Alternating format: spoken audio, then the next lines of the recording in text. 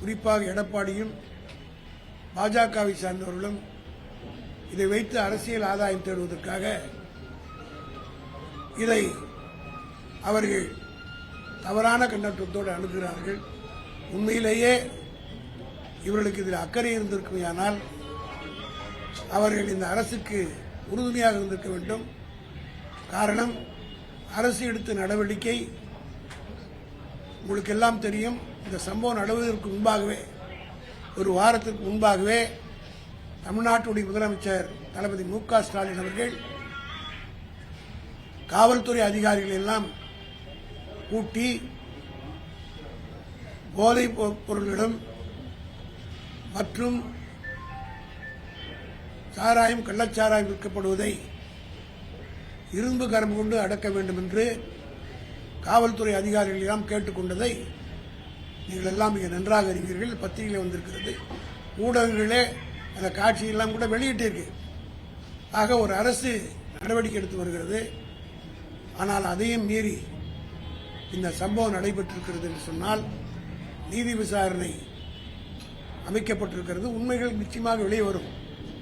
ஒவ்வொரு தகவல் ஒரு நாளைக்கு வர்றதை பார்த்தால் சம்பந்தப்பட்டவர்கள் பாஜகவை சார்ந்தவர்களும் இருக்கிறார்கள், கள்ளச்சாராயம் விற்றவர்கள் அதிமுகவை சார்ந்தும் இருக்கிறார்கள் என்று செய்திகள் வந்து கொண்டிருக்கிறது. ஆக முழுமையாக அதை கண்டறிந்து நடவடிக்கை எடுப்பதற்கு முன்பாக இன்றைக்கு எடப்பாடி கள்ளக்குறிச்சியிலே போய் நின்று கொண்டு ஏதோ அவருடைய ஆட்சியிலே கள்ளச்சாராயமே இல்லாதது போலவும், உங்களுக்கெல்லாம் மிக நன்றாக தெரியும், நான் வர்கீஸ் என்ற ஒரு பத்திரிகை ஆசிரியர், ஏறத்தாழ 60 ஆண்டு காலம் பலபத்தி Hindustan Times, Times of India, Deccan Herald போன்ற பத்திரிகைகள் எல்லாம் ஆசிரியர்களாக இருந்து பணியாற்றியவர் வர்கீஸ் என்பவர், கேரளாவை சார்ந்தவர். அவர் ஒரு புத்தகத்தை எழுதியிருந்தார். அந்த புத்தகத்திலே நான் படித்தபோது ஒரு உண்மை எனக்கு தெரிய வந்தது.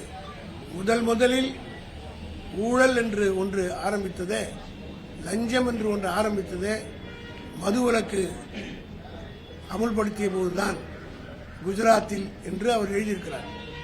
அதாவது எப்பொழுது பிரிட்டிஷ்கார காலத்தில் எல்லாம் குடிச்சிட்டு இருந்தாங்க, திடீரென்று அந்த கள்ளு சாராயம் இப்போது தடை செய்யப்பட்டவுடன் பழக்கப்பட்டவர்கள் கள்ளச்சாராயம் காசி, அந்த கள்ளச்சாராயத்தை பிடிக்கக்கூடிய காவல்துறைக்கு தான் முதல்ல லஞ்சம் கொடுக்க ஆரம்பிச்சாங்க. அதிலிருந்து ஆரம்பிச்சது தான் லஞ்சம். காவல்துறையினர் ஆரம்பிச்சது, அது படிப்படியாக பெருசாக பரவி பெரிய அளவில் இன்றைக்கு எல்லா துறையிலும் அமைந்து பரவி இருக்கிறது என்று அவர் எழுதியிருக்கிறார். இதை நான் சொல்வதற்கு காரணம், இது ஏதோ மூடி மறைப்பதற்காக அல்ல, நடந்திருக்கிறது. இதை முதலமைச்சர் சட்டமன்றத்திலேயே விவாதிக்கலாம் என்று முதலமைச்சர் எதிர்க்கட்சி தலைவரை கூப்பிட்டார். ஆனால் அவர் பதில் சொல்வதற்கு, கேள்வி கேட்பதற்கு வராமல் நாடகம் ஆடிவிட்டு சென்று விட்டார். இதுவரையிலே அந்த மாதிரி நடந்திருக்கிறதா? முன்னாடி அவருடைய ஆட்சியிலே இப்படி அனுமதிக்கப்பட்டிருக்கிறதா? இன்றைக்கு போய் சொல்றார், மேடை போடுவதற்கு எனக்கு இடம் கொடுக்கவில்லை. இவருடைய ஆட்சியிலே எத்தனை தடைகள் செய்யப்பட்டிருக்க, அங்கே கலவரம் இருக்கு, ஒரு டென்ஷனாக இருக்கிற இடத்துல காவல்துறைக்கு என்று சில வழிமுறைகள் இருக்கு, அதை பின்பற்றுகிற வகையிலே செய்திருக்கிறார். ஆனால் அதை இதுக்கு பெருசாப்படுத்தி பேசுகிறார் எடப்பாடி அவர்கள்.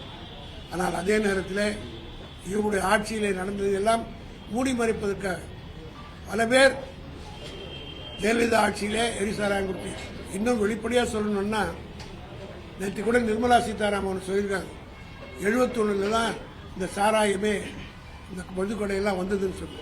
அவருடைய வரலாறு என்னன்றது அந்த அம்மையார் தெரிஞ்சுக்கலாம்.